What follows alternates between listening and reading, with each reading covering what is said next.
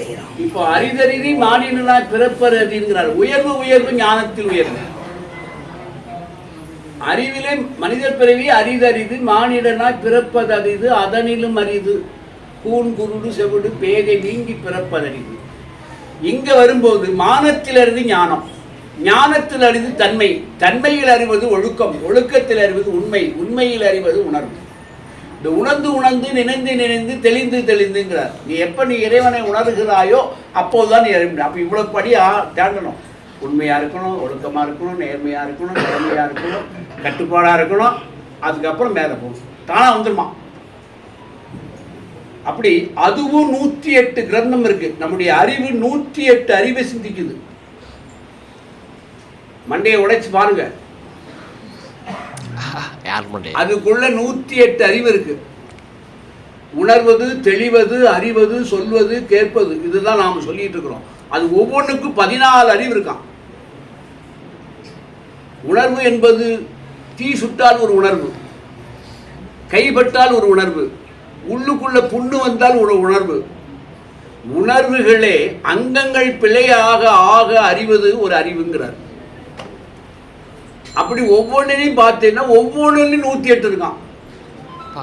அப்ப எத்தனை அறிவு இருக்கு? லட்சம் அறிவு இருக்கு. இதுல உயர்ந்த அறிவு எது சொல்லுங்க பார்க்கலாம்? கனவுதான். கனவுதான் உயர்ந்த அறிவு. கனவுல நினைவாகுது பாருங்க, அது அதை விட இன்னும் உயர்ந்த அறிவு. கனவு காணணும், அந்த கனவு நடக்கணும், நமக்கு ஞாபகத்தில் இருக்கணும். கனவிலேயே இறைவன் வரும்போது ஒருத்தர் கேட்டாராம். யார் கேட்டிருக்கா? வள்ளலார் தான் கணேசன் கேட்டாராம். பார்க்க முடியல என் கடவுளை, தோல்வி ஆயிட்டார். அவர் என்ன கேட்கிறார் பாருங்க, கனவிலேயாவது வரமாட்டேன். ஒரு பேய் அனுப்புறிய, ஒரு மாய பொண்ணு அனுப்புறிய, அந்த பொண்ணு வந்து கட்டி பிடிச்சி நான் உருளுறேன், என்ன போச்சு? என்ன போச்சு? காமரோகமான விந்து வெளியாயிடுச்சு. முடிச்சு பார்த்தா யாரும் இல்லை, மாயையாகிய பெண் இல்லை, உடம்போடு இருந்த இந்திரியம் வெளியே போயிடும். அந்த கனவுல ஒரு பெண்ணை அனுப்பிய நீ வரக்கூடாதோ?